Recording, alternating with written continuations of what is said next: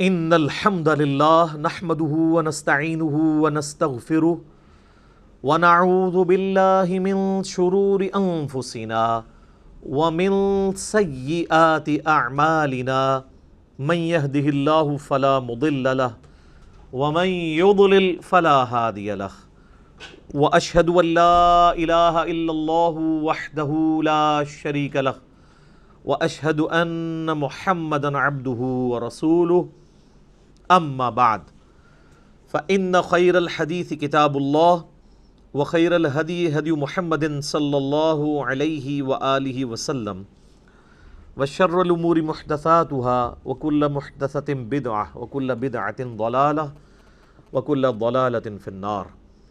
اعوذ باللہ السمیع العلیم من الشیطان الرجیم من ہمزہ ونفخہ ونفثہ بسم اللہ الرحمن الرحیم. رب اشرح لی صدری ویسر لی امری واحلل عقدۃ من لسانی یفقہوا قولی. بسم اللہ الرحمن الرحیم. ان اللہ وملائکتہ یصلون علی النبی یا ایہا الذین آمنوا صلوا علیہ وسلموا تسلیما. اللہم صل علی محمد وعلی آل محمد کما صلیت علی ابراہیم وعلی آل ابراہیم انک حمید مجید. اللہم بارک علی محمد وعلی آل محمد کما بارکت علی ابراہیم وعلی آل ابراہیم انک حمید مجید. اللہم ربنا آتنا فی الدنیا حسنۃ وفی الآخرۃ حسنۃ وقنا عذاب النار. لا الہ الا انت سبحانک انی کنت من الظالمین. حسبنا اللہ ونعم الوکیل. یا حی یا قیوم برحمتک استغیث ولا حول ولا قوة الا باللہ العلی العظیم. ربنا آتنا من لدنک رحمۃ وہیئ لنا من امرنا رشدا. آمین. الحمدللہ آج 29 محرم الحرام 1441 ہجری میں 29 ستمبر 2019 کو سنڈے کے دن قرآن کلاس نمبر 342 میں ہم انشاءاللہ تعالی سورۃ القدر سے شروع کریں گے. سورۃ القدر بھی قرآن حکیم کی مشہور ترین صورتوں میں سے ایک صورت ہے، اور یہ پوری کی پوری صورت جو ہے وہ صرف ایک ٹاپک کے اوپر نازل ہوئی ہے، اور وہ ہے لیلۃ القدر. اسی سے آپ اندازہ لگا لیں کہ لیلۃ القدر کی اسلام میں کیا اہمیت ہے کہ پوری صورت کا ٹاپک ہی ایک ہے اور کوئی دوسری بات اس کے اندر ڈسکس نہیں ہوئی. لیلۃ القدر، دا نائٹ آف ڈیسٹنی، تقدیر کی رات جس میں تقدیر لکھی جاتی ہو. ایک معنی یہ بھی بنتا ہے. دوسرا معنی عزت اور تکریم والی رات. صحیح بخاری اور مسلم کی متفقن علیہ حدیث ہے کہ اللہ کے محبوب صلی اللہ علیہ وآلہ وسلم نے فرمایا، جس شخص نے ایمان اور احتساب کے ساتھ، یعنی ثواب کی نیت کے ساتھ، اصلاح نفس کے لیے لیلۃ القدر کا قیام کیا تو اللہ تعالیٰ اس کے پچھلے سارے گناہوں کو معاف فرما دے گا. اور صحیح بخاری اور مسلم میں دونوں میں یہ حدیث موجود ہے کہ اللہ کے محبوب صلی اللہ علیہ وآلہ وسلم نے فرمایا کہ لیلۃ القدر کو رمضان مبارک کے مہینے کی آخری عشرے کی طاق راتوں میں، یعنی 21ویں، 23ویں، 25ویں، 27ویں اور 29ویں راتوں میں تلاش کرو. اس کے علاوہ بھی لیلۃ القدر کے اوپر بخاری اور مسلم میں کئی ایک احادیث ہیں. آج وہ ٹاپک نہیں ہے. میں نے لیلۃ القدر کے اوپر ایک ڈیٹیل لیکچر آلموسٹ 1 گھنٹے کا ریکارڈ کروا دیا ہے، مسئلہ نمبر 44، شب قدر، شب برات کے حوالے سے. اور میں نے اس میں بتایا تھا کہ شب برات سے متعلق بھی جتنی روایتیں لائی جاتی ہیں وہ اصل میں یہی شب برات بھی ہے، چھٹکارے کی رات، اور یہی تقدیر کی رات ہے جس میں اللہ تعالیٰ کی طرف سے اہم کام فرشتوں کے سپرد کیے جاتے ہیں، جس کا ذکر سورہ الدخان کے اندر موجود ہے. حامیم والکتاب المبین انا انزلناہ فی لیلۃ مبارکہ، بے شک ہم نے اس قرآن کو ایک بابرکت رات میں نازل کیا. انا کننا منذرین، بے شک ہم ڈر سنانے والے ہیں، فیہا یفرق کل امر حکیم، یہ وہ رات ہے جس میں اللہ تعالیٰ کی طرف سے ہر اہم کام فرشتوں کے سپرد کیا جاتا ہے۔ امرا من عندنا انا کننا مرسلین، یہ سارے کام ہماری طرف سے فرشتوں کے سپرد کیے جاتے ہیں اور ہم ہی ان فرشتوں کو بھیجنے والے ہوتے ہیں۔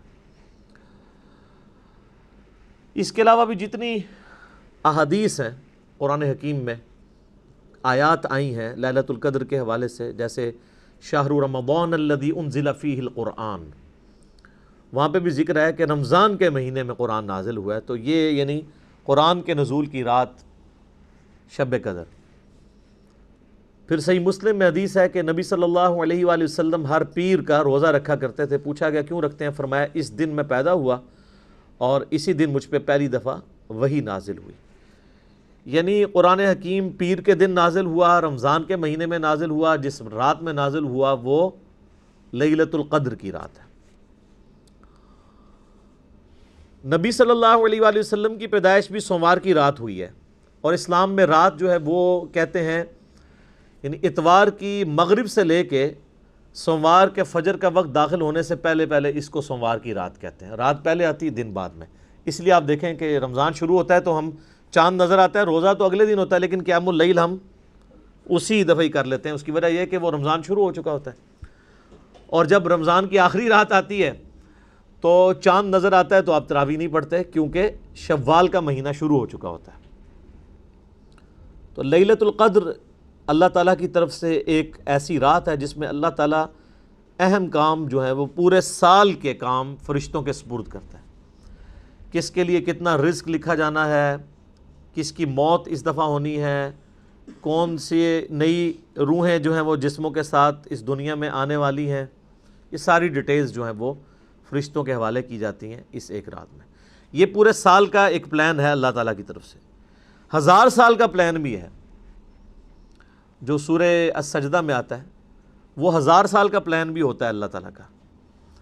پھر اللہ تعالیٰ کی طرف سے ویکلی پلان بھی ایک ہوتا ہے، جو بخاری مسلم میں حدیث ہے،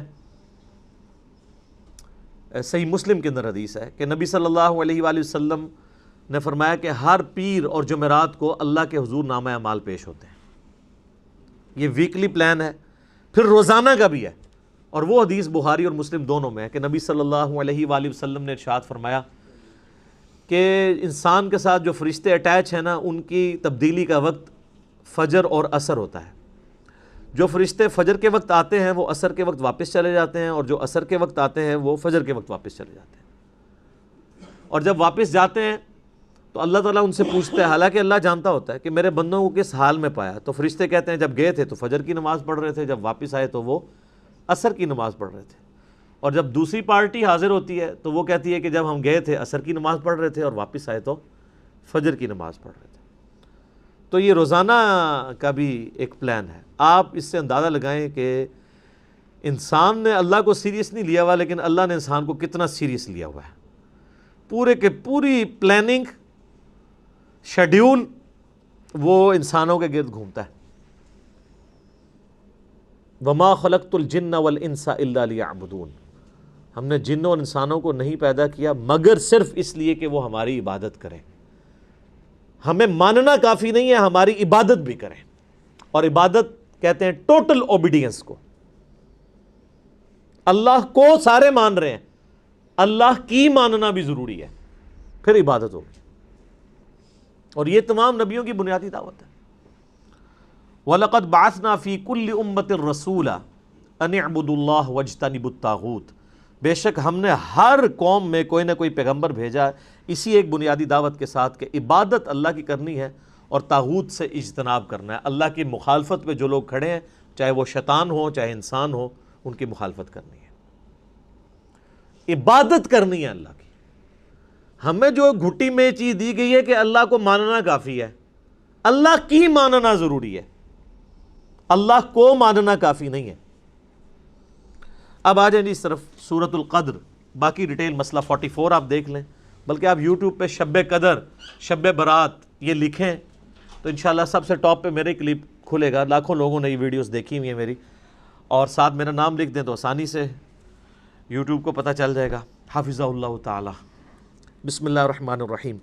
انا انزلناہ فی لیلۃ القدر، بے شک ہم ہی نے نازل کیا ہے اس قرآن کو ایک قدر والی رات میں، جس میں تقدیر کے فیصلے لکھے جاتے ہیں، ایک عزت والی رات ہے. وما ادراک ما لیلۃ القدر، اور تم کیا جانو کہ لیلۃ القدر کیا ہے. لیلۃ القدر خیر من الف شہر، لیلۃ القدر جو ہے وہ تو 1000 مہینوں سے بڑھ کر ہے. یعنی اگر کوئی شخص 1000 مہینے تک عبادت کرے اور اس ایک رات میں نفلی عبادت کر دے تو اس کے ایکویلنٹ ہے. یہ نہیں ہے کہ کوئی بندہ ہے اس رات میں نماز پڑھ لے، اس کے بعد اس کو جو ہے وہ 81-82 سال تک نماز پڑھنے کی ضرورت ہی کوئی نہیں ہے. یہ نفلی نماز کی، نفلی عبادت کی بات ہو رہی ہے. فرض تو میرے بھائی اللہ بڑا ڈرڈ ہے، وہ تو روزانہ آپ کو مرنا پڑے گا اللہ کے لیے. ایک دن مرنے پہ تو اس نے جنت دینی نہیں ہے، روزانہ ہی ہر لمحے میں اللہ کے لیے مرنا پڑے گا. آپ کو یہ ڈیسیژن کرنا ہوگا کہ اس معاملے میں میرے رب کی کیا مرضی ہے، میں نے اس کے پیچھے چلنا ہے، اور جس چیز سے اللہ ناراض ہوتا ہے اس سے کنارہ کشی اختیار کرنی ہے. تو 1000 مہینوں سے بہتر ہے. تنزل الملائکۃ والروح فیہا باذن ربہم، اس رات میں فرشتے نازل ہوتے ہیں روح قدس کے ساتھ، یعنی فرشتوں کے سردار جبرائیل علیہ السلام اور ان کے ساتھ باقی فرشتے اللہ کے اذن سے نازل ہوتے ہیں. من کل امر، ہر کام اللہ کی طرف سے لے کر. یعنی اللہ تعالیٰ جو فرشتوں کے ذمہ کام کرتا ہے وہ اس رات کے اندر ان کا نزول ہوتا ہے. اور یہ باقی جو عوام الناس میں کہانیاں مشہور کی ہوئی ہیں نا جی، وہ اس رات سمندر کا پانی میٹھا ہو جاتا ہے، درخت سجدے میں گر جاتے ہیں، یہ ساری کہانیاں میرے بھائی. اب تو CCTV کیمرے ہیں، جہاں گرتے ہیں وہاں لگا لیں کیمرہ. آپ کے بزرگ کہانیاں کراتے رہے، ساری کہانیاں پکڑے گی. اب وہ جب ہم کہانیاں پکڑتے ہیں نا، وہ کہتے ہیں نہیں بزرگوں کی توہین کرتے ہیں. بھئی بزرگوں نے اپنی توہین خود کروائی ہے، نہ وہ اتنی لمبی لمبی چھوڑ کے جاتے کہ وہ پکڑی جاتی. اب فرشتوں ان کا درختوں کا سجدے میں گرنا تو ایک فزیکل فینومینا ہے نا. چلیں فرشتوں کا آنا ایک روحانی فینومینا ہے، وہ تو آپ کیمرے میں کیچ نہیں کر سکتے.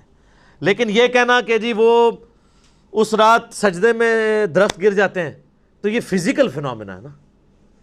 تو CCTV کیمرے پوری دنیا میں لگے ہوئے ہیں، کہاں درخت سجدے میں گرتے ہیں؟ ایسا نہیں ہوتا. وہ جس سمندر کا پانی میٹھا ہو جاتا ہے، اس طرح سمندر کا پانی کوئی میٹھا نہیں ہوتا. کراچی والوں سے پوچھ لیں. اور اگر آپ کو یقین نہیں آتا تو لیلۃ القدر اگر اتنی آسان ہے تلاش کرنی آپ کے لیے، تو آپ جا کے 10 دن کے لیے وہاں پہ اعتکاف کر لیں. سمندر کے کنارے مسلمانوں کو اعتکاف کرنا چاہیے، تو روزانہ چیک ہو جائے. مغرب کے وقت ہی جب سمندر کا پانی میٹھا ہو تو وہ پورے ملک میں اناؤنسمنٹ ہو جائے، اور ہماری روحت لال کمیٹی کے چیئرمین ٹی وی پہ آگے کہہ دیں کہ ہاں جی کراچی کا پانی میٹھا ہو چکا ہے، تمام اہل وطن سے گزارش ہے کہ آج لیلۃ القدر ہے، اس کو فالو کریں.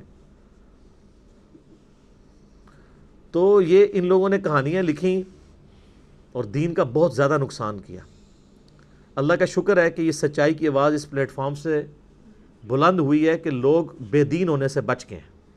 ادروائز یہ جو دین ان لوگوں نے پیش کیا تھا، ان درمیانے بزرگوں نے، پرانے بزرگوں نے نہیں نا. پرانے بزرگ وہ ہیں جن کی یہ کتابیں ہیں. درمیانے بزرگ وہ ہیں جو آج سے 500 سال پہلے، 800 سال پہلے، 1000 سال پہلے گزرے.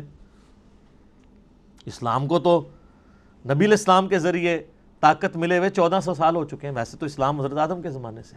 یہ سارے درمیانے بزرگ ہیں.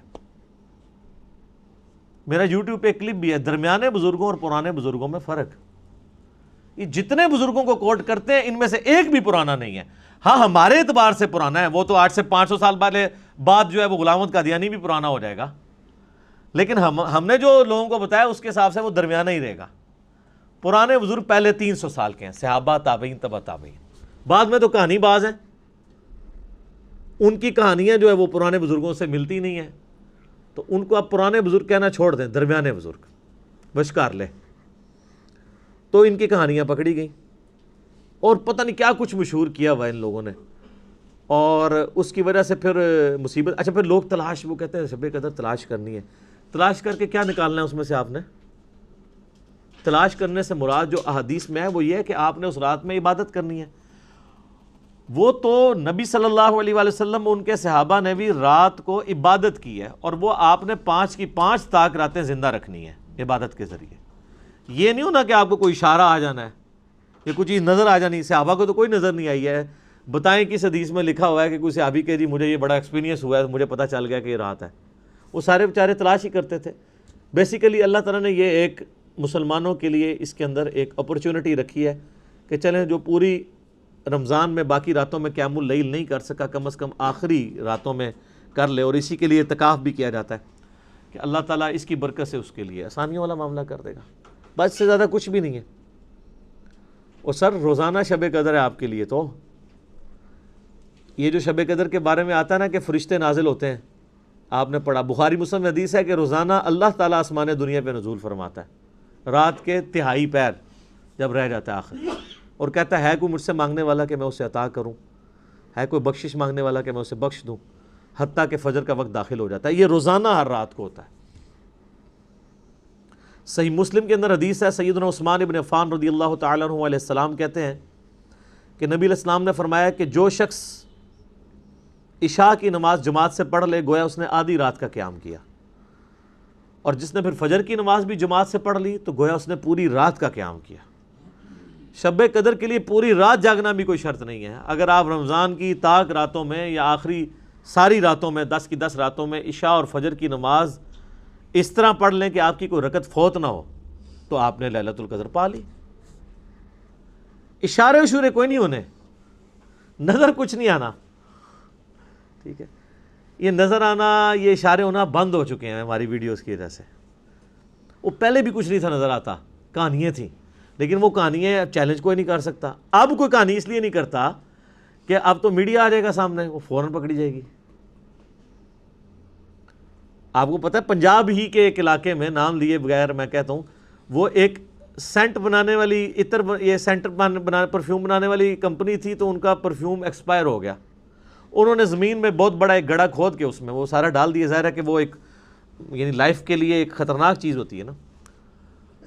اب وہ کچھ عرصے کے بعد وہاں سے لوگوں کو خوشبو آنا شروع ہو گئی، لوگوں نے وہ یعنی مٹی کھودنا شروع کر دی، اور وہ مٹی کی بوریوں کی بوریاں لوگ وہاں پہ مزدور بیچ میں اتر کے 100 روپے کے وہ لفافے شاپنگ بیگ بیچ رہے، اور اس طرح مٹی بیچنی شروع کر دی۔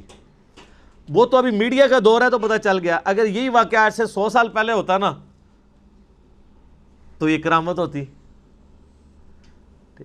یہ اس طرح چیزیں نہیں ہوتی میرے بھائی، دنیا بقدر ایفرٹ ہے، دنیا میں آپ کو ایفرٹ پٹ کرنی پڑے گی۔ تو ان کہانیوں سے بچیں، ان کہانیوں کو کرامتوں کا نام دے کے، ان معجزات کا نام دے کے یہ ساری کی ساری چیزیں کرنا، اور بڑے بڑے ذمہ دار لوگوں کی طرف سے یہ کہانیاں چل رہی ہوتی ہیں۔ دکھ اس وقت ہوتا ہے کہ جب علماء، پڑھے لکھے لوگ جو دین کا نالج بھی رکھتے ہیں وہ کہانیاں کرائیں عوام کو، تو پھر دل دکھتا ہے کہ یار یہ لوگ کیا کر رہے ہیں۔ اور جب ہم ان کی علمی گرفت کرتے ہیں تو لوگ ہمیں کہتے ہیں یار یہ علماء کے ساتھ بدتمیزی کرتا ہے۔ یار علماء اپنی عزت خود کروائیں نا۔ اگر ایک عالم دین کے ساتھ کھلواڑ کر رہا ہے اور دوسرا شخص اس کو ہائی لائٹ کرتا ہے، تو جو ہائی لائٹ کرنے والا بندہ ہے اس کے اوپر ناراض نہیں ہونا چاہیے۔ مثلا کوئی شخص جس کا باپ گالیاں دیتا ہو، اور کوئی شخص دوسرا اس کو آ کے بتائے کہ سر آپ کے جو والد محترم ہیں نا یہ گالیاں دیتے ہیں، ان کو ذرا سمجھائیں۔ بعض اوقات محلے کی عورتیں بھی گزر رہی ہوتی ہیں، اگرچہ وہ آپ کو ہی گالیاں نکال رہے ہوتے ہیں، لیکن باقیوں کا بھی ذرا خیال رکھ لیں۔ اور وہ آگے سے کہ جی تم میرے ابا جی کی توہین کر رہے ہو، ابا جی نے توہین خود کروائی ہے، کیوں گالیاں نکالتے ہیں؟ اب پاکستان میں ایک بہت بڑی شخصیت ہے، یعنی میں دلی طور پہ ان کی بڑی قدر کرتا ہوں، اور جب ان پہ قاتلانہ حملہ ہوا تھا تو سب سے پہلے میری ویڈیو سامنے آئی تھی۔ اپنے ان کے فرقے کے لوگوں کی تو آنی تھی نا، دوسروں نے تو توفیق نہیں ہونی تھی۔ مفتی تقی عثمانی صاحب، اسلامی بینکنگ کے حوالے سے جو ان کی ایفرٹس ہیں وہ ایکسٹراڈنری ہیں، لیکن وہ اگلے دن ایک جگہ بیٹھ کے وہ حدیث شریف کا درس دے رہے ہیں۔ اب درس دیتے دیتے یعنی حدیث شریف کے درس میں کہانی تو نہیں آنی چاہیے۔ جیسے یہ ہم جب چھوٹے چھوٹے تھے نا تو وہ ہم سلیبس کی کتابوں میں کہانیاں رکھ کے پڑھا کرتے تھے، اس وقت موبائل تو نہیں ہوتے تھے نا، تو وہ ماں باپ کہانیاں پڑھنے سے روکتے تھے، تو وہ پھر سائنس کی کتاب میں یا فزکس کی کتاب کے اندر کہانی رکھ کے لوگ پڑھا کرتے تھے۔ اسکول میں ٹیچر بھی پکڑ لیتے ہوتے تھے۔ یہی کام ہمارے علماء کر رہے ہیں۔ سامنے رکھی تو بخاری شریف ہوتی ہے، بیچ میں اپنی کہانی رکھی ہوتی ہے، لوگ یہی سمجھ رہے ہوتے ہیں بخاری شریف میں لکھا ہوا ہے۔ تو ہم کہتے ہیں کہ مولانا شریف کو بخاری شریف سے باہر نکالو، پھر بخاری شریف پڑھو، مولانا شریف کو مسلم شریف سے باہر نکالو، پھر مسلم شریف پڑھو۔ وہ آدھی تو مسلم شریف ہوتی ہے، آدھی مولانا شریف ہوتی ہے۔ تو وہ مفتی صاحب جو ہیں وہ درس حدیث دیتے ہوئے فرماتے ہیں کہ امام حنیفہ رحمہ اللہ تعالی وضو کے جو گرتا ہوا پانی ہے نا، وضو کے دوران جو جسم سے لگ کے گرتا ہے، اس کو کہتے ہیں مائع مستعمل، استعمال شدہ پانی۔ اچھا یہ لفظ بھی اتنے موٹے موٹے بولتے ہیں تاکہ لوگوں پہ روب پڑ جائے۔ ماں کہتے ہیں پانی کو، مستعمل استعمال شدہ۔ تو مائع مستعمل کو وہ ناپاک خیال کرتے تھے امام حنیفہ، اور وہ اس کی دلیل وہ دیتے ہیں پھر، حالانکہ مائع مستعمل سے بچنا ہی امپاسبل ہے۔ میرے بھائی جب آپ وضو کریں گے اس کے بعد جو تری آپ کے ساتھ لگی رہتی ہے وہ تو کپڑوں پہ ہی لگنی ہے۔ کوئی دنیا کا بندہ، کوئی صحابی، کوئی بزرگ انکلوڈنگ نبی صلی اللہ علیہ وآلہ وسلم بھی وضو کرنے کے بعد وہ وضو کے پانی سے بچ سکتے ہیں؟ وہ کپڑوں پہ ہی لگے گا۔ یہ تو یہ ہے کہ بندہ ننگا ہو کے وضو کرے اور جب تک پورا جسم خشک نہ ہو جائے کپڑے نہ پہنے، یہ تو کوئی نہیں کرتا۔ تو پہلی چیز تو یہ کہانی اسٹارٹ ہی غلط ہوتی ہے۔ وہ کہتے ہیں مائع مستعمل کو ناپاک سمجھتے تھے، اور آگے ریزن دیتے ہیں وہ کہ ہوتا یہ تھا کہ امام حنیفہ رحمہ اللہ کشف کے ذریعے اللہ ان کو یہ دکھا دیتا تھا کہ کوئی شخص وضو کر رہا ہوتا تھا، تو چونکہ بخاری مسلم میں حدیث ہے کہ جب کوئی وضو کرے تو وضو کے ساتھ اس کے گناہ بھی دھلتے ہیں، تو وہ گناہ دھلتے ہوئے دیکھ لیتے تھے۔ اب ان کو چونکہ گناہ دھلتے ہوئے نظر آتے تھے اس پانی کے اندر، تو اس لیے وہ پانی کو ناپاک سمجھتے تھے۔ حالانکہ پانی کے اندر فزیکلی تو گناہ نہیں داخل ہوا، یہ بھی تو ایک انٹلیکچوئل چیز ہے۔ انٹلیکچوئل چیز سے ناپاکی کیسے ہو سکتی ہے؟ ایک ذہنی چیز ہے نا، وہ فزیکلی وہ گناہ تو وہ جس وقت کر لیا اسی وقت کر لیا۔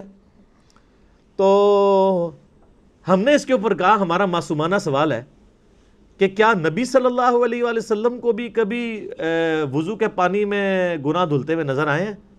کوئی ضعیف روایت دکھا دیں ہمیں۔ حالانکہ آپ کے پاس تو غیبی خبریں بھی آتی تھی، اللہ تعالیٰ آپ کو عذاب قبر بھی دکھا دیتا تھا، صرف اس لیے تاکہ امت کی اصلاح ہو۔ صحابہ کو بھی نہیں نظر آیا۔ مسلم شریف کی حدیث سے آپ نے فرمایا میں نے ارادہ کیا میں تمہارے لیے دعا کروں اللہ تمہیں عذاب قبر سنوا دے، لیکن پھر مجھے ڈر ہوا کہ تم مردے دفنانا چھوڑ دو گے۔ صحابہ تو عذاب قبر بھی نہیں دیکھ سکتے، یہ کہتے ہیں بزرگوں کو کشف القبور ہوتا ہے۔ ہاں نبی کو اللہ دکھا سکتا ہے، لیکن یہ اس کیس میں یہ جو معاملہ ہے، بخاری مسلم دونوں میں حدیث ہے، آپ علیہ السلام نے فرمایا تم اپنا مقدمہ میرے پاس لے کے آتے ہو، بسا اوقات تم میں سے کوئی چرب زبان ہوتا ہے اور وہ اپنا مقدمہ اچھے طریقے سے پیش کرتا ہے، حالانکہ وہ ناحق ہوتا ہے، اور میں اس کے حق میں فیصلہ کر دیتا ہوں شواہد کی بنیاد پہ۔ اگر میں بھی تمہارے حق میں فیصلہ کر دوں تو تب بھی تم دوزخ کی آگ اپنے ساتھ لے کے جا رہے ہو، اگرچہ نبی نے تمہارے حق میں فیصلہ کیا، کیونکہ تمہیں تو پتہ ہے کہ تم غلط ہو۔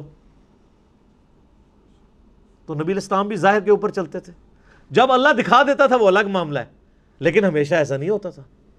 تو امام حنیفہ کے لیے کہتے ہیں، پھر یہ فضائل مال میں بھی لکھا ہوا ہے، وہ کہتے ہیں گناہ دھلتے دیکھتے تھے، یہ بھی دیکھ لیتے تھے اس نے چوری کی ہے، زنا کیا ہے، پھر آگے بھی ادھر بھی کہانی نہیں رکتی، اس نے گناہ صغیرہ کیا ہے، کبیرہ کیا ہے، مستحب چھوڑا ہے، کوئی مستحب چھوڑنا تو گناہ ہوتا بھی نہیں ہے۔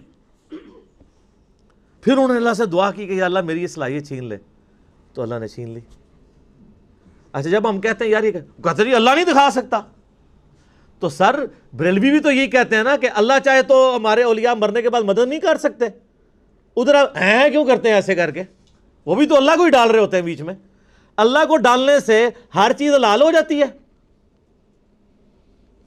صرف وہی چیز وَلَا تَقُولُوا عَلَى اللَّهِ إِلَّا الْحَقِّ، اللہ پر کوئی ایسی بات نہ کرو سوائے اس کے جو حق سے ثابت ہے۔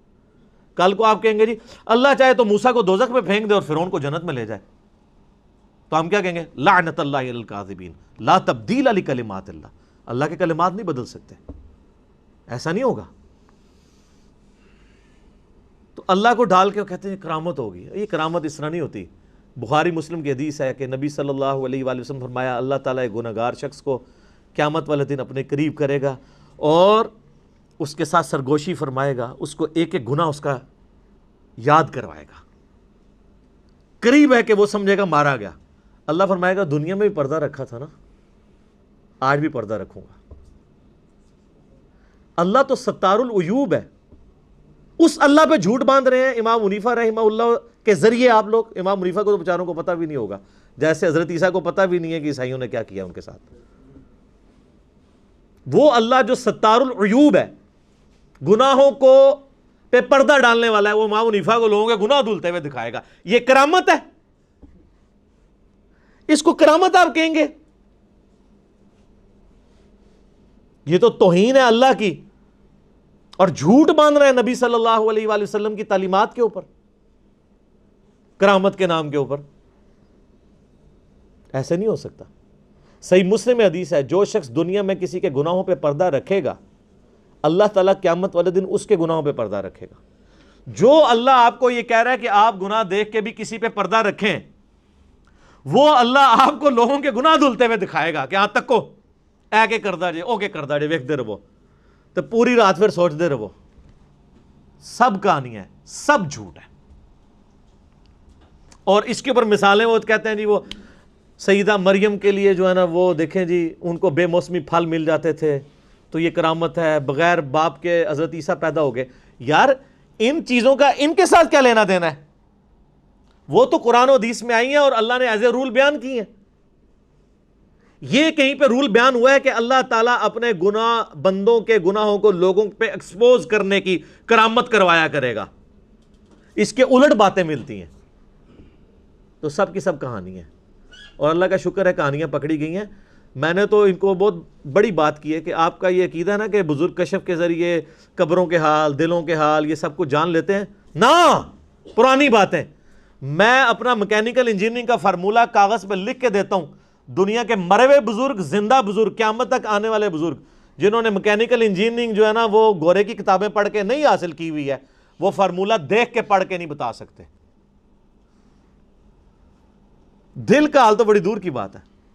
یہ فارمولے پڑھنے جوگے ہوتے تو آپ کو ایٹم بم کا فارمولہ دے دیتے، وہ آئنسٹائن نہیں دیا نا، E=mc²۔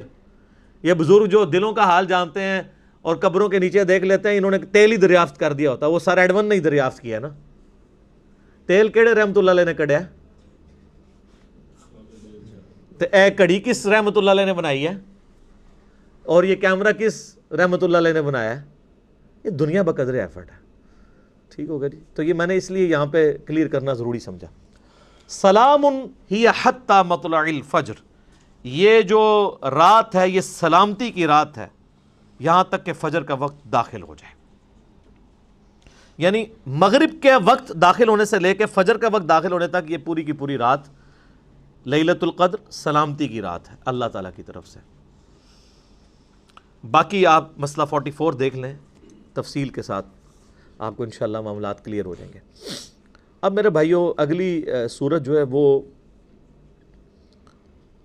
بڑی اہم ترین سورت ہے، سورۃ البینہ۔ بعض لوگوں کا خیال ہے یہ مکی سورت ہے، بعض کا مدنی، اور میں نے پہلے بھی عرض کیا کہ قرآن حکیم میں جو مکی مدنی کی تفریق ہے نا، یہ کوئی توقیفی نہیں ہے،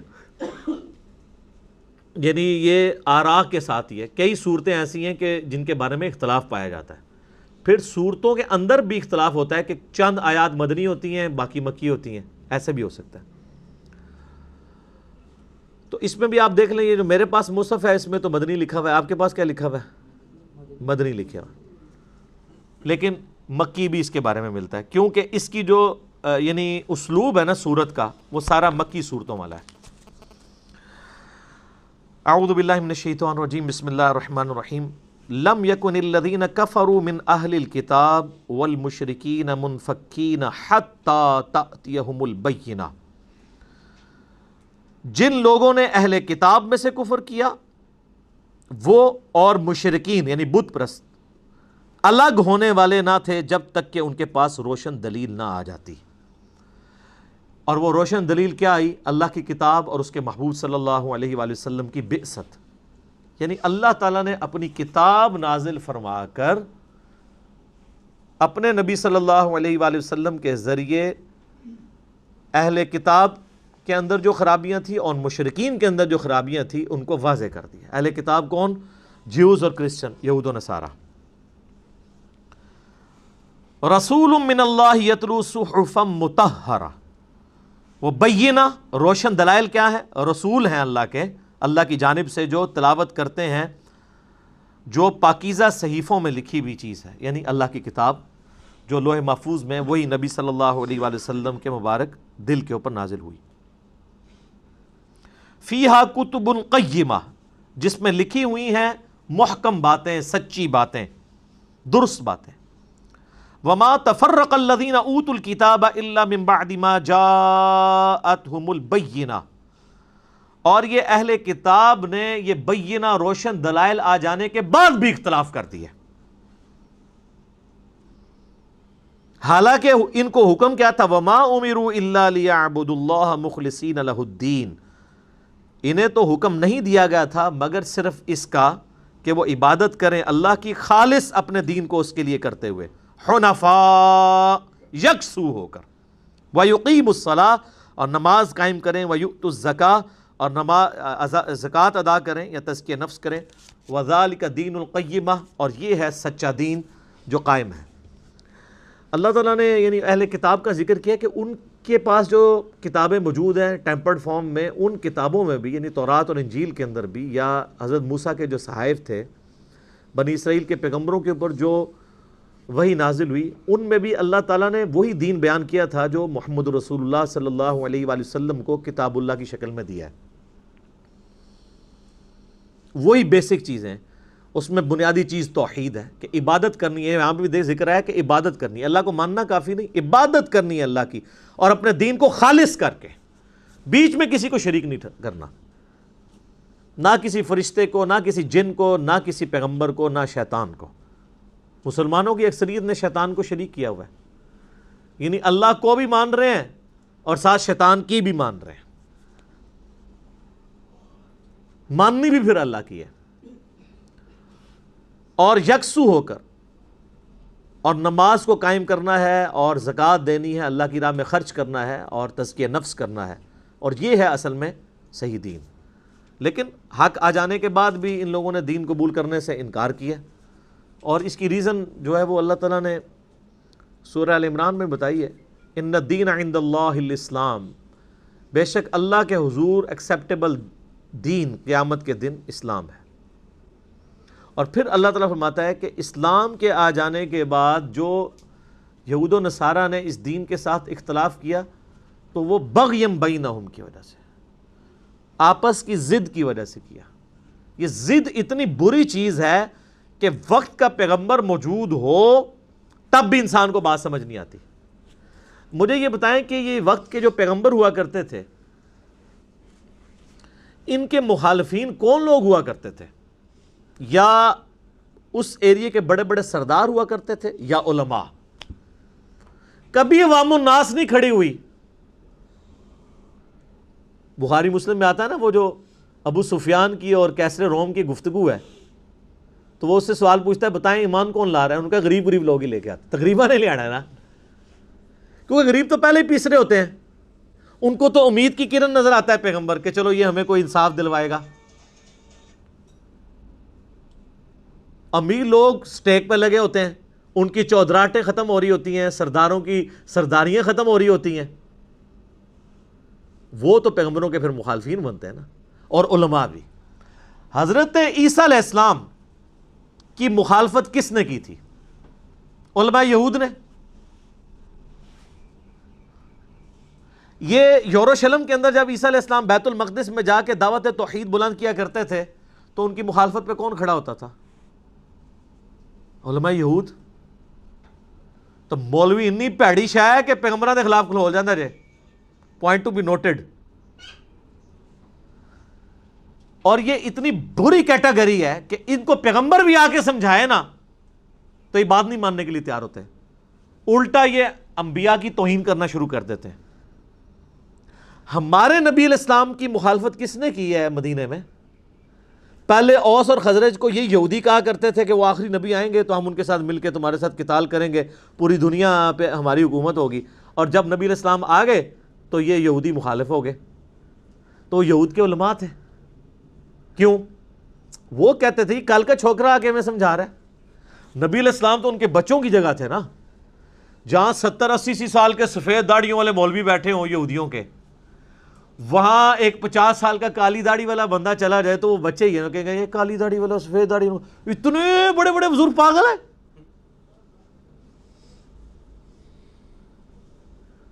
تو پیغمبر کی مخالفت پہ بھی مولوی کھڑا ہو جاتا ہے. آج بھی جو دعوت پیغمبر کے پیٹرن پہ کھڑی ہوگی سب سے پہلے مولوی مخالفت کرے گا. دنیا کے کسی مذہب کا ماننے والا مولوی، چاہے ہندوؤں کا ہو پنڈت، چاہے وہ جیوز اور کرسچنز کے پادری ہو، چاہے سکھوں کے گرو ہوں، کبھی یہ نہیں کہیں گے کہ ہماری کتابیں ڈائریکٹ نہ پڑھنا گمراہ ہو جاؤ گے. صرف یہ مسلمانوں کا مولوی ہے جو کہتا ہے قرآن بخاری مسلم ڈائریکٹ نہ پڑھنا گمراہ ہو جاؤ گے. کیوں؟ اس کو پتا ہے جو صدیوں سے ہم نے کہانیاں کرائی ہیں نا، قرآن میں وہ کہانیاں نہیں لکھی ہوئی. سب کانٹیننٹ میں صوفیاء کو داخل ہوئے 1000 سال سے زیادہ گزر چکا ہے، کسی صوفی نے قرآن کا ترجمہ نہیں کیا. ایک شاہ ولی اللہ نے کیا، وہ بھی گمراہ ہو گئے. پہلے وہ بابوں کے اور قبروں کے ماننے والے تھے، قرآن کا ترجمہ کیا تو وہ دوسری طرف لگ گئے. اسی لیے محلہ بزرگوں نے رسک نہیں لیا ترجمہ کرنے کا. بخاری مسلم کا ترجمہ نہیں کیا. ایک بندے نے کیا بخاری مسلم کا ترجمہ، علامہ وحید الزمان جو دیوبند کے شیخ الحدیث تھے، ترجمہ کرتے ہی اہل حدیث ہو گئے 1920 میں. تو ویسے سیانے تھے جن لوگوں نے ترجمے نہیں ہونے دیے. جب علماء ترجمے کر کے گمراہ ہو جائیں تو عوام تو ویسے ہی پڑھ کے ہوگی، یعنی انورٹڈ کامہ میں گمراہ. تو یہاں پہ بھی اللہ تعالیٰ فرما رہا ہے کہ انہوں نے نبی اسلام پہ روشن کتاب نازل ہوئی، اس پہ تو ایمان نہیں لائے، اپنی کتابوں میں کون سا ایمان لے کے آئیں گے. ان الذین کفروا من اہل الکتاب، بے شک وہ لوگ جو کفر کر رہے ہیں، چاہے وہ اہل کتاب ہوں، والمشرکین، چاہے وہ مشرکین میں سے ہوں، فی نار جہنم خالدین فیہا، وہ ہمیشہ کے لیے رہیں گے دوزخ کے اندر. اولئک ہم شر البریہ، یہ بدترین مخلوق ہیں. یعنی ظاہر ہے پیغمبر کے آ جانے کے بعد بھی کوئی بت پرست مر جائے، کوئی مشرک ہو کے مر جائے پیغمبر کی موجودگی میں بھی، ظاہر ہے وہ مخلوق میں سب سے بدتر ہوگا.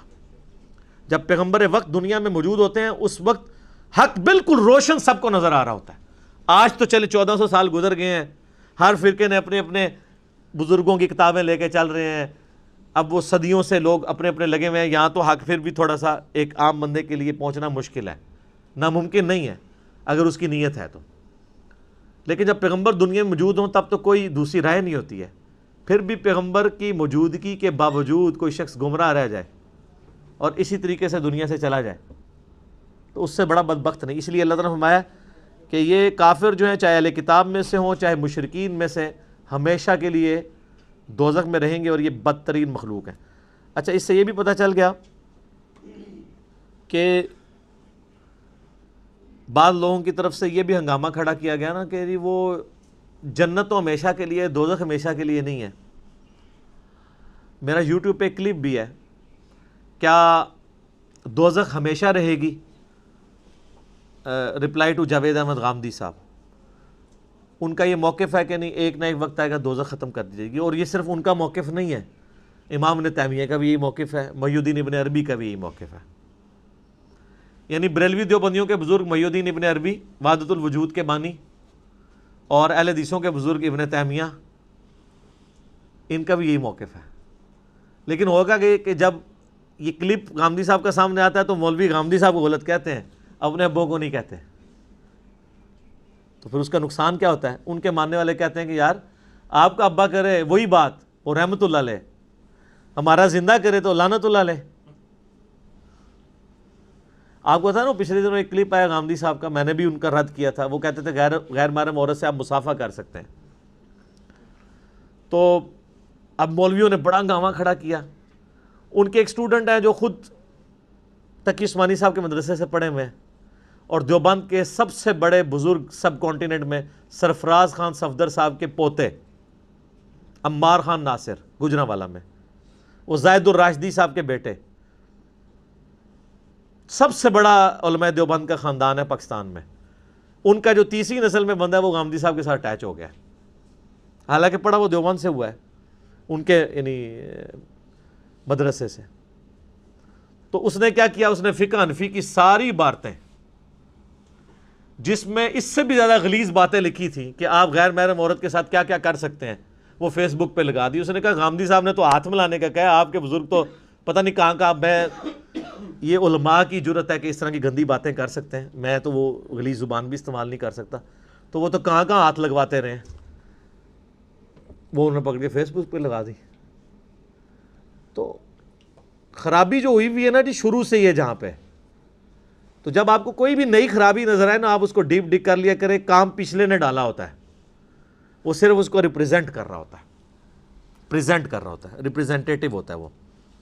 ان الذین آمنوا وعملوا الصالحات، بے شک جو لوگ ایمان لے کر آئے، نیک اعمال کیے، اولئک ھم خیر البریہ، وہ تو مخلوق میں سب سے بہتر لوگ ہیں۔ اور ظاہر ہے کہ صحابہ کرام سب سے بہتر مخلوق میں اسی لیے ہیں کہ انہوں نے وقت کے پیغمبر کو پہچانا اور اس کے بعد اپنا تن من دھن ان کے لیے وقف کیا ہے۔ آج لوگ ویسے خواہشیں تو بڑی رکھتے ہیں، تیرے ہوتے جنم لیا ہوتا تو یا رسول اللہ میں بھی تیرے غلاموں میں ہوتا، میں کوئی ریت کا ذرہ ہوتا تیری جوتی کے ساتھ چپک جاتا۔ بڑے بڑے عجیب شعر لکھے ہوتے ہیں، میں کہنا رفع دین پھر بھی نہ تو کرتا۔ ظاہر ہے آج بخاری مسلم پڑھ کے بھی تو نہیں کر رہا، اتنا ڈیٹ ہے، تو قرآن پڑھ کے بھی اپنے عقیدے صحیح نہیں کر رہا، تو حضور کے زمانے میں تو نے کہا ہو سکتا ہے تو ابو جہل ہی ہوتا۔ آج جو ابو جہل بنا ہوا ہے، اور یہ باتیں کرنا بڑی آسان ہے۔ صحیح مسلم میں ایک حدیث ہے، سیدنا حذیفہ ابن یمان کہتے ہیں، رازدار رسول صلی اللہ علیہ وآلہ وسلم، آپ کہتے ہیں کہ نبی صلی اللہ علیہ وآلہ وسلم نے غزوہ خندق کے موقع پر سخت سردیوں کی رات، ایک سردیاں اوپر ریگستان کی سردیاں، رات کے وقت کہا کہ کون ہے کہ جو اس وقت جا کے کافروں کی جاسوسی کرے اور جنت میں اللہ کے نبی کا پڑوس حاصل کر لے۔ میرا اللہ آج نوز میں پورا پاکستان کھڑا ہو جائے گا ایسے کر کے۔ تو حضرت حذیفہ کہتے ہیں صحابہ میں سے کوئی بھی نہیں کھڑا ہوا، کیونکہ سردی بار اتنی تھی، سارے اسی چکر میں تھے کوئی اور ہی کھڑا ہو جائے۔ نبی علیہ السلام نے دوسری دفعہ اناؤنسمنٹ کی، کوئی نہیں کھڑا ہوا، تیسری دفعہ اناؤنسمنٹ کی، کوئی نہیں کھڑا ہوا۔ یہ حضرت حذیفہ حدیث تابعین کو سنا رہے تھے، جو آ کے حضرت حذیفہ کو کہہ رہے تھے تسی کنے خوش نصیب ہو، حضور دا ساتھ پایا ہے، اسی بھی ہوندے تے اے کردے۔ انہاں کہا ہے میں تانوں دسنا وا، اسی بھی ہوندے، ایڈا ہی سوکھا ہے۔ جب وقت پڑتا ہے تو یہ آج بھی آپ کو جو مولوی ہیں جہاد کی کہانیاں کرا رہے ہیں نا، اے سی والے کمروں میں بیٹھ کے، اے جی ایک بار کرفیو اٹھن دیو، دیکھو پھر کشمیر کیا ہوندا ہے۔ پتر تیرے پتر نے تو نہیں جا کے مرنا نا، لوگوں نو کہنا سوکھا ہے، لوگوں کے بچے مروانا آسان ہے۔ ادھر آپ اے سی والے کمرے میں بیٹھ کے جتنی مرضی کریں کہ جی وہ دیکھو کشمیری پوچھ لیں گے، تم تو ادھر بیٹھے ہو جتنی مرضی، لائف تو ان کی اسٹیک پہ لگی ہوئی ہے۔ باتیں کرنا تو یہاں بھی آپ دیکھ لیں جتنی جہادی تنظیموں کے لیڈر ہیں ان کے بچے یہی ہیں، نہ وہ کبھی زخمی ہوئے ہیں نہ کبھی مرے، یا باہر کے ملکوں میں بیٹھے ہوئے۔ تو صحیح مسلم کے الفاظ ہیں کہ حضرت حذیفہ ابن یمان کہتے ہیں کہ وہ جب تیسری دفعہ بھی کوئی نہیں اٹھا نا، تو نبی صلی اللہ علیہ وسلم نے کہا حذیفہ، کہتے ہیں میں دل میں کہا لو جی مارے گئے، اور میری واری ہے، کیونکہ اب تو میں انکار بھی نہیں کر سکتا جب کسی کو بائی نیم مینشن کر دیں۔ میں نے کہا یا رسول اللہ اٹھو جاؤ اور جا کے کافروں کی جاسوسی کر کے آؤ۔ ٹھیک ہے یا رسول اللہ۔ کہتے ہیں میں سخت سردیاں اب دل میں سوچ رہا ہوں، کہتے ہیں میں جیسے ہی اپنی جگہ سے اٹھا تو یوں لگا کہ میں جیسے گرم حمام میں داخل ہو گیا ہوں، اللہ کی طرف سے معجزہ ہوا۔ سخت سردیوں کی رات ان کے گرد نہ نظر آنے والا ایک سمجھ لیں خول چڑھ گیا گرمائش کا۔ کہتے ہیں میں وہاں سے باہر نکلا اور کہہ رہے ہیں مجھے ٹھنڈ لگ ہی نہیں رہی، الٹا میں گرمائش کی حالت میں ہوں، جیسے مجھے کسی نے گرم حمام میں داخل کر دیا ہو۔ اگلے زمانوں میں وہ سٹیم لیتے تھے نا، گرم سٹیم۔ کہتے ہیں میں گیا تو میں نے دیکھا رات کے وقت ابو سفیان باقی لوگ بیٹھے اپنی وہ تلواریں تیز کر رہے ہیں، کوئی اپنے تیر کی نوکیں تیز کر رہے ہیں۔ کہتے ہیں میں نے ارادہ کیا کہ ابو سفیان کو مار دوں، وہ میرے بالکل تیر کی سیدھ میں تھا، اور اگر میں اس کو مار دیتا اس وقت تو بڑا آسانی سے مار سکتا تھا کیونکہ اسے تو پتہ ہی نہیں تھا۔ لیکن پھر میں نے سوچا کہ نبی الاسلام نے مجھے نکلتے وقت کہا تھا کہ شرارت کوئی نہیں کرنی، تو یہ تو شرارت ہی نہ شمار ہو، تو میں یہ کام نہیں کرتا، جتنا کام کا ہے اتنا ہی کروں۔ تو کہتے ہیں میں پھر ساری جاسوسی کر کے جب واپس آیا، جیسے ہی میں حضور کی مجلس میں داخل ہوا تو مجھے پھر دوبارہ ٹھنڈ لگنی شروع ہو گئی، وہ اصل میں اس فیز سے واپس آ گئے۔ تو پھر نبی علیہ السلام نے اپنی مبارک چادر مجھے اڑا دی۔ تو یہ تیرے ہوتے جنم لیا ہوتا، ٹھیک ہے۔ تو اس کی میں نے آپ کو یہ میں نے کوئی سٹوری نہیں سنائی آپ کو، یہ مسلم شریف کی حدیث ہے۔ مسلم شریف میں آپ غزوہ خندق والے چیپٹر میں چلے جائیں، وہاں جا کے حدیث کھول کے دیکھ لیں۔ ان الذین آمنوا وعملوا الصالحات اولئک هم خیر البریہ، بے شک جو لوگ ایمان لے کر آئے اور نیک اعمال کیے وہ مخلوق میں سب سے بہتر لوگ ہیں۔ تو اس میں ٹاپ آف دا لسٹ صحابہ اہل بیت ہیں، اور قیامت تک جتنے لوگ ایمان لے کر آ کے نیک اعمال کریں گے وہ جزاؤہم عند ربہم، ان کے لیے جزا ہے ان کے رب کے ہاں، جنات عدن، ہمیشہ کی جنت، تجری من تحتها الانہار، ایسی جنت جس کے نیچے نہریں رواں ہوں گی، خالدین فیہا ابدا، وہ اس میں رہیں گے ہمیشہ ہمیش، خالدین ہمیشہ اور ابدا ہمیشہ ہمیش، زیادہ یعنی تاکید کے صیغے کے ساتھ، رضی اللہ عنہم ورضوا عنہ، اللہ ان سے راضی اور وہ اللہ سے راضی۔ اب یہ ہر مومن کے لیے اللہ نے کہا ہے، ڈیفینیٹلی تو اس دنیا میں صرف صحابہ کے لیے، امید تو ظاہر ہے ہم تو امام بخاری کو بھی سمجھتے ہیں کہ رضی اللہ عنہ ہے، اللہ ان سے یقیناً راضی ہوا ہے، امام مسلم کو بھی سمجھتے ہیں، امام حنیفہ کو بھی سمجھتے ہیں، امام شافعی کو، امام احمد بن حنبل کو، امام مالک کو، بڑے بڑے ائمہ جنہوں نے دین کے لیے قربانیاں کی، ہم ان کو رضی اللہ عنہ سمجھتے ہیں۔ لیکن وثوق کے ساتھ صرف صحابہ اور اہل بیت کے لیے ہم یہ بات کر سکتے ہیں۔ دعائیہ کلمات آپ کسی کو بھی کہہ سکتے ہیں، اس پہ میرا کلپ بھی ہے۔ امام مسلم کا شاگرد جب مسلم شریف لکھتا ہے تو کتاب الایمان میں لکھتا ہے قال مسلم بن حجاج قشیری رضی اللہ تعالی عنہ، امام مسلم کو رضی اللہ عنہ لکھا ہے انہوں نے۔ تو اللہ ان سے راضی، وہ اللہ سے راضی، ذالک لمن خشی ربہ، اللہ ان سے راضی، وہ اللہ سے راضی، یہ خوشخبری ہر اس شخص کے لیے ہے جو اپنے رب سے ڈر جائے، ہر ڈرنے والے شخص کے لیے رضی اللہ عنہ ہے، اللہ اس سے راضی ہو جائے گا۔ باقی یہ علماء نے جو تفریق کی ہے یہ مطلب ان کی ذاتی تفریق ہے، اس کی کوئی اسلام میں کوئی نہیں ہے، اور وہ بھی جب ہم نے کتابیں کھولی ہیں تو اب وہ بھی تفریقیں ان کی ختم ہو گئی ہیں۔ میں نے المحند علی المفند سے دکھایا کہ علماء دیوبند کو رضی اللہ عنہم لکھا ہوا ہے، خلیل احمد سہارنپوری نے، وہ فضائل اعمال والے جو شیخ زکریا صاحب کے پیر و مرشد نے، علماء دیوبند رضی اللہ عنہم۔ اگلی صورت جو ہے وہ بھی آخرت کی خبر ہے جی، اس کے اندر ویسے تو اس میں مدنی صورت لکھی ہوئی ہے لیکن یہ مکی ہی ہے اپنے اسلوب کے اعتبار سے، مکی صورتوں کا ایک خاص مزاج ہے، عقیدہ توحید آخرت کے اعتبار سے، انذار بالآخرہ۔ بسم اللہ الرحمن الرحیم، اذا زلزلت الارض زلزالها، جب تھرتھرانے لگے گی زمین پوری شدت کے ساتھ۔ زلزلہ کا لفظ اردو میں بھی استعمال ہوتا ہے نا، یہ زلزلہ عربی کا لفظ ہے، ارتھ کوئک جسے ہم انگلش میں کہتے ہیں، لیکن یہاں اس ارتھ کوئک کا ذکر آ رہا ہے جو قیامت کا بڑا زلزلہ ہے۔ ان زلزلۃ الساعۃ شیء عظیم، جو سورہ حج میں آیا کہ قیامت کا زلزلہ بڑی چیز ہے۔ جب تھرتھرانے لگے گی زمین پوری شدت کے ساتھ، وَأَخْرَجَتِ الْأَرْضُ أَثْقَالَهَا، اور زمین اپنا بوجھ بار پھینک دے گی، یعنی زمین میں جتنے لوگ مردے دفن ہیں، جانور ہیں، چرند پرند، سب کے سب باہر پھینک دیے جائیں گے۔ وَقَالَ الْإِنسَانُ مَا لَهَا، اور انسان حیران ہو کر کہے گا یہ کیا ہو گیا؟ یعنی جن لوگوں کو امید ہی نہیں تھی کہ یار آخرت میں جواب دہی ہونی ہے، اس کے تو طوطے اڑیں گے، ایون جن کو امید بھی تھی ان کے لیے بھی پریشانی والا معاملہ بن جائے گا اگر انہوں نے زندگی اللہ اور اس کے محبوب صلی اللہ علیہ وآلہ وسلم کی اطاعت میں نہیں گزاری۔ یومئذ تحدث اخبارها، اس روز زمین اپنی ساری خبریں دے دے گی۔ کیا بھئی، جس قطع زمین کے اوپر کوئی شخص گناہ کرتا ہے، زمین نے اس کا ریکارڈ رکھ لیا، وہ زمین بولے گی اس دن کہ اس نے میرے پہ یہ گناہ کیا، زمین اپنی خبریں دے گی، ہر چیز گواہ ہے، زمین بھی گواہ ہے۔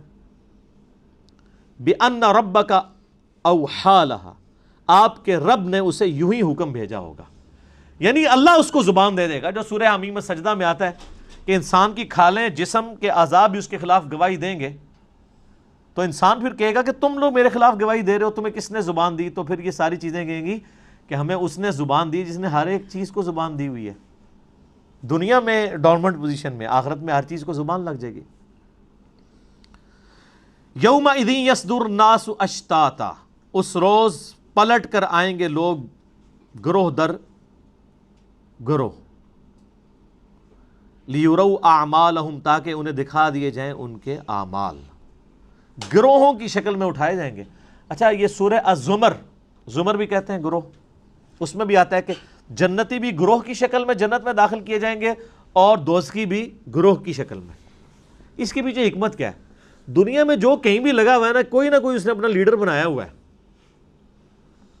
قادیانی جب دوزخ میں پھینکے جا رہے ہوں گے تو Ghulam Ahmad Qadiani as a leader پورے گروہ کو لیڈ کر کے لے کے جا رہا ہوگا، اور آپ کے بھی جو بزرگ جہاں جہاں جا رہے ہوں گے، جس نے گمراہ کیا ہوا وہ ساتھ لے کے جائے گا۔ حتیٰ کہ سورۃ الاعراف میں آتا ہے کہ لوگ کہیں گے یا اللہ ہمارے بزرگوں کو دگنا عذاب دے، انہوں نے ہمیں گمراہ کیا۔ اللہ فرمائے گا سب کے لیے دگنا ہے، کیونکہ تم نے بھی تو آنے والوں کو کیا تھا۔ ہر بزرگ کے اوپر ایک بزرگ ہوتا ہے نا۔ اگر ایک بزرگ کہ اللہ میرے بزرگ کو دگنا عذاب دے تو اللہ کہے گا تو بھی تو بزرگ ہیں بعد علیحدہ۔ تو گروہ در گروہ لوگ دوزخ میں داخل کیے جائیں گے، اور سورہ زمر میں آتا ہے جنت میں بھی لوگ گروہ در گروہ جا رہے ہوں گے۔ ظاہر ہے دنیا میں جن لوگوں نے سچائی کی آواز بلند کی ہے اور لوگ ان کے ساتھ لگے ہیں، اور اس کی وجہ سے اللہ تعالیٰ نے ان کے لیے جنت کا راستہ آسان کیا ہے، تو ایسے لوگ قیامت والے دن اپنے ساتھ جو لوگ اٹیچ ہیں ان کو لیڈ کر رہے ہوں گے۔ وہ جس کو وہ ڈاکٹر طلعت تقادی صاحب کہتے ہیں آگے آگے پیر ہوں گے پیچھے پیچھے مرید ہوں گے، ٹھیک ہے، یہ تو آگے آگے پتہ چلے گا نا کہ وہ جا رہے کدھر ہوں گے۔ تو اللہ تعالیٰ نے تو دونوں طرح کے گروہ بتائے ہیں، دوزخ میں بھی گروہ در گروہ جائیں گے اور جنت میں بھی گروہ در گروہ۔ یہاں صرف دوزخیوں کا ذکر ہے۔ سورہ الزمر میں آخری رکوع، اس پہ میرا پورا ڈیٹیل لیکچر ہے، مسئلہ 146، جس میں نے بتایا کہ جنتی بھی گروہ در گروہ جائیں گے اور جہنمی بھی گروہ در گروہ۔ فَمَن يَعْمَلْ مِثْقَالَ ذَرَّةٍ خَيْرًا يَرَهُ، تو جس نے دنیا میں ذرے کے برابر بھی خیر کی ہوگی، یہ یعنی آپ اردو میں بھی ذرہ باریک سے باریک چیز کے لیے استعمال ہوتا ہے۔ عربی زبان کے اندر جو چیونٹی کا جو انڈا ہوتا ہے نا جی، وہ بالکل باریک سا ہوتا ہے، اس کے لیے ذرے کا لفظ استعمال کیا جاتا ہے۔ اتنی بھی اگر کسی نے نیکی کی ہوگی وہ دیکھ لے گا۔ جو سورہ لقمان میں آتا ہے کہ حضرت لقمان اپنے بیٹے کو نصیحت کرتے ہوئے کہتے ہیں نا کہ اگر تو نے کسی پہاڑ کی کھو میں یا آسمانوں میں بھی کوئی گناہ کیا تو قیامت دن اللہ تعالیٰ تیرے سامنے لے آئے گا۔ کسی غار میں چھپ کے بھی کیا یا آسمانوں میں کیا، اس ٹائم تو لوگ سوچتے ہوں گے کہ آسمانوں میں گناہ کہاں سے ہو سکتا ہے، آسمان میں کون گناہ کرے گا، آسمان میں تو فرشتے ہیں، فرشتے تو گناہ نہیں کرتے۔ آج آسمانوں میں گناہ ہو رہے ہیں نا، یہ ساری بغیرتی جو ہے وہ ایئر فلائٹس کے اندر ہو رہی ہوتی ہے، سارے چوری کے موبائل ادھر آ رہے ہوتے ہیں پاکستان میں، باقی جو ایئر ہوسٹس اور پائلٹس کر رہے ہوتے ہیں، جو زمین پہ ڈاکٹر اور نرسیں کر رہی ہوتی ہیں، تو آسمانوں میں تو گناہ ہو رہے ہیں آج کل، خوب ہو رہے ہیں۔ تو جس نے ذرے کے برابر نیکی کی وہ نیکی ضائع نہیں ہوگی، اس کے سامنے رکھ دی جائے گی کہ سر یہ آپ نے کیا تھا، فرشتے سامنے نام اعمال لے کے آئیں گے۔ لیکن دوسرا پہلو بھی ہے بڑا خطرناک، وَمَن يَعْمَلْ مِثْقَالَ ذَرَّةٍ شَرًّا يَرَهُ، جس نے ذرے کے برابر بھی شر کیا ہوا وہ بھی دیکھ لے گا۔ یہاں لوگ کہتے ہیں وہ جناب وہ ایویں سرسری حساب کتاب ہونا ہے، اللہ تعالیٰ ساڑی نیکیاں چاہیے نے کوئی تو اور کیا چاہیے، تھوڑی بدماشیاں چاہیے نے، اللہ کو نہیں چاہیے، آپ کو چاہیے اپنے لیے، اور ظاہر ہے وہ اللہ کو بھی چاہیے، کیونکہ اللہ تو چاہتا ہے کہ میرے بندے جنت میں جائیں، اللہ تو نہیں چاہتا میرے بندے دوزخ میں جائیں، اسی لیے تو اس نے انبیاء کو بھیجا، کتابوں کو بھیجا تاکہ لوگ بچ جائیں۔ اگلی سورت ہے سورۃ العادیات، یہ دیکھ لیں جی، عادیات گھوڑوں کو کہتے ہیں جی آپ عربی زبان کے اندر۔ بڑی زبردست مثال دی ہے عرب کے لوگوں کو، عرب کی مثال اللہ تعالیٰ نے دی ہے۔ عرب کے لوگوں کا ایک شغف ہوتا تھا گھوڑوں کے ساتھ، عموماً لمبے سفر تو وہ ریگستانی سفر کرتے تھے اونٹ کے اوپر، لیکن یہ جو لڑائی جھگڑے کے لیے جاتے تھے نا وہ جاتے تھے گھوڑوں پہ۔ کیوں؟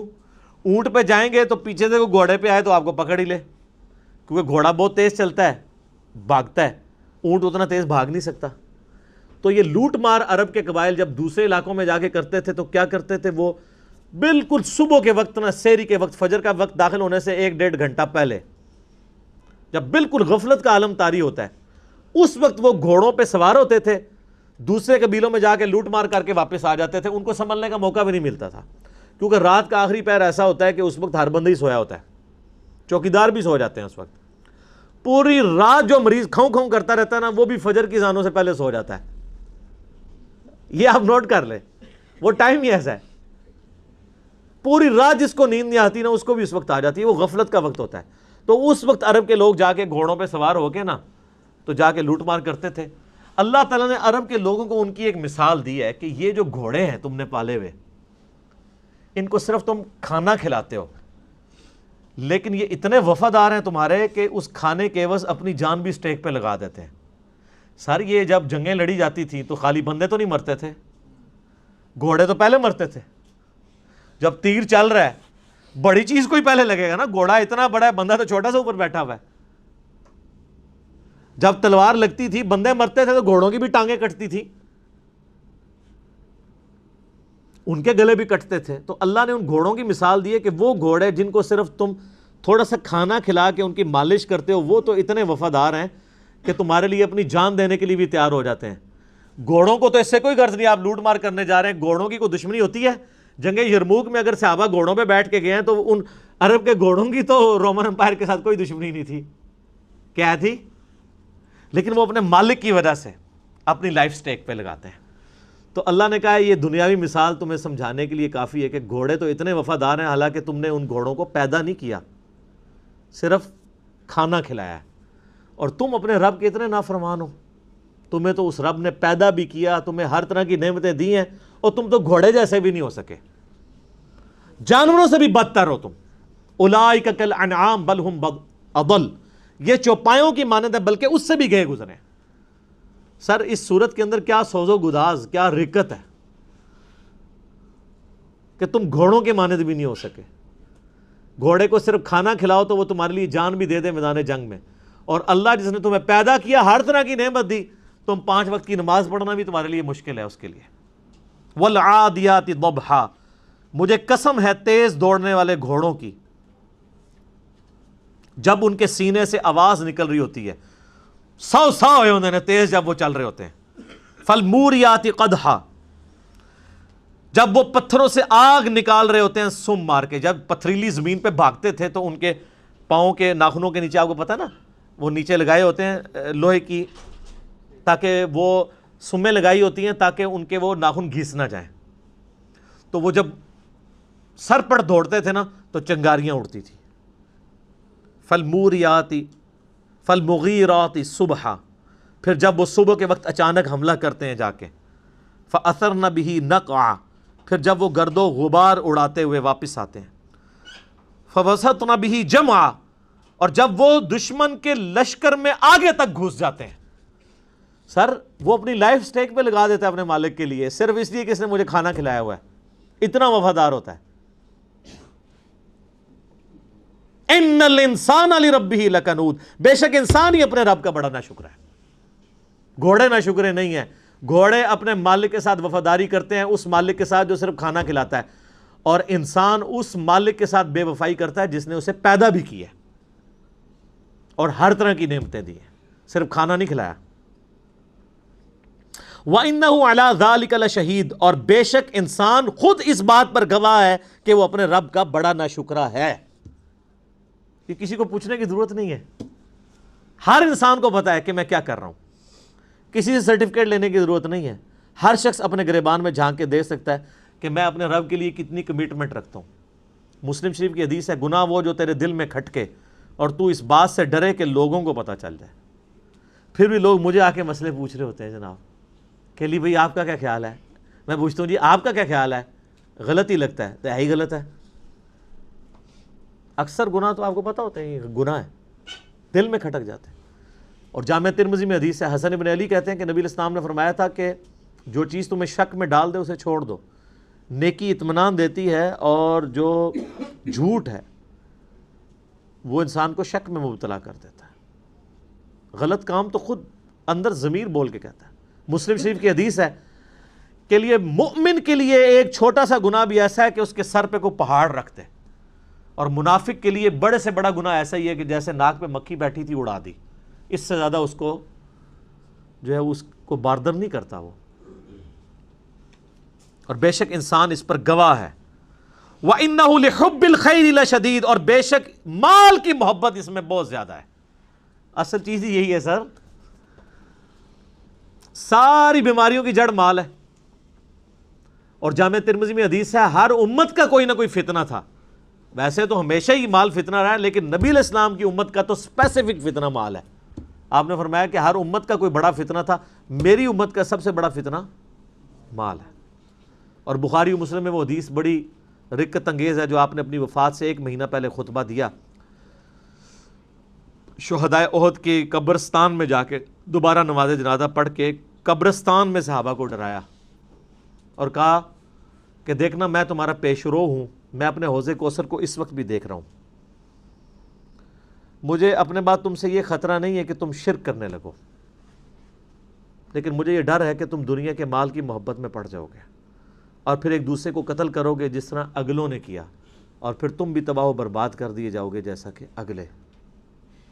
اور آپ دیکھ لیں نبی علیہ السلام کی وفات کے کچھ عرصہ کے بعد یہی امت میں وہی کام شروع ہو گئے.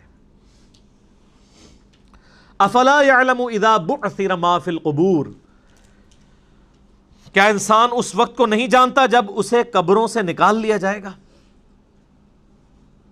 وہ چاہے قبر مٹی کی قبر ہو، چاہے وہ سمندر میں مرا ہو، چاہے وہ ایئر کریش میں ہواؤں میں اس کی راکھ بکھر گئی ہو، چاہے کسی شیر کے پیٹ میں ہے وہ اس کی قبر وہیں بن گئی، قیامت والے دن اللہ تعالیٰ اسے زندہ کر لے گا، عالم برزخ سے قیامت میں میدان محشر میں لے آئے گا. وَحُصِّلَ مَا فِي الصُّدُورِ، اور اللہ تعالیٰ ہر اس چیز کو بھی ظاہر کر دے گا جو انسان کے سینے میں چھپی ہوئی تھی.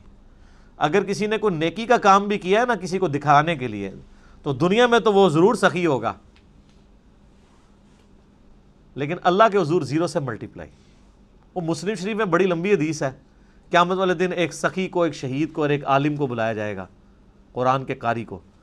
اللہ کہے گا ہاں بھائی شہید تو نے میرے لیے کیا کیا؟ کہ یا اللہ جان ہی تو تھی، دے دی تیری راہ میں، اور کیا کرتا؟ اللہ فرمائے گا تو نے تو اس لیے یہ جان دی کہ لوگ تجھے بہادر کہیں، اور لوگوں نے بڑی تیری تعریف کی ہے، میرے پاس تیرے لیے کوئی اجر نہیں، اوندا منہ کر کے دوزخ میں.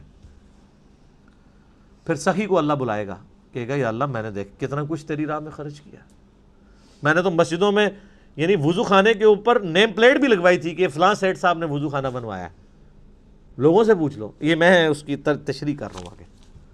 اللہ فرمائے گا تو نے اس لیے یہ سب کچھ کیا کہ لوگ کہیں گے بڑا غریب پرور آدمی ہے. یہ جتنے لوگ حرام کے پیسے کے دسترخوان چلا رہے ہیں اور ہاسپٹل بنائے ہوئے ہیں اور وہ سمجھ رہے ہیں کہ ہم اللہ کو دھوکہ دے لیں گے، نہ، یہ دنیا کو دھوکہ آپ دے سکتے ہیں. دنیا میں آپ کو ایک سرٹیفکیٹ بھی گورنمنٹ کی طرف مل جائے گا، جی یہ بہت اچھی NGO ہے، ویلفیئر کے کام کر رہی ہے. اللہ کے حضور 0، بس یہی سرٹیفکیٹ ہے، اسی پہ آپ خوش رہیں. آخرت میں تو اس کا عذاب ہونے والا ہے. پھر اللہ قاری سے پوچھے گا قرآن کا علم دیا تھا، تو کہے گا یا اللہ میں نے قرآن کا علم کیسا پھیلایا؟ اللہ فرمائے گا تو نے اس لیے پھیلایا کہ لوگ تجھے بڑا علامہ کہیں، تو لوگ تجھے بڑی تعریفیں تیری کرتے تھے، بس تجھے اجر مل گیا دنیا میں. مجھے بتائیں یہ علماء جب سٹیجز کے اوپر بیٹھ کے اپنی موجودگی میں ان کو جب سٹیج پہ بلایا جاتا ہے اور ان کے ناموں کے ساتھ اتنی لمبی لمبی دمیں لگا رہے ہوتے ہیں وہ سپاس نامے پڑھنے والے، ان کو شرم نہیں آتی کہ زمین پھٹے اور اس میں گھس جائیں؟ کیا نبی صلی اللہ علیہ وسلم اس طرح کرواتے تھے یا صحابہ ایسے کرواتے تھے؟ پھر اتنے بڑے بڑے اشتہاروں کے اوپر 4 دمیں پہلے لگی ہوتی ہیں، 3 بعد میں لگی ہوتی ہیں، اور پتہ نہیں کیا کچھ لکھا ہوتا ہے. تو بس یہی ان کو ملنا ہے، آخرت میں کچھ نہیں ہے.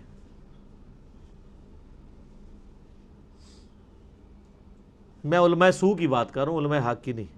علماء حق ہمیشہ رہیں گے، لیکن میرے پاس ایڈریس نہیں ہے ان کا، یہ نہ میرے کو آ جاؤ. وَحُصِّلَ مَا فِي الصُّدُورِ، جو سینوں میں ظاہر کر دیا جائے گا. إِنَّ رَبَّهُمْ بِهِمْ يَوْمَئِذٍ لَخَبِيرٌ، بے شک تمہارا رب اس روز خوب باخبر ہوگا. یعنی اللہ تعالیٰ کو ہر چیز کی خبر ہے، اسے پتہ ہے کہ میں نے اب کس کو کدھر کیا کرنا ہے.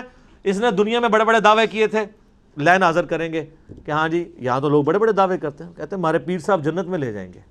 اللہ کہہ رہا ہے مجھے ہر چیز کی خبر ہے، اس دن بتا دوں گا کون کس کے ساتھ کیا ہونے والا ہے.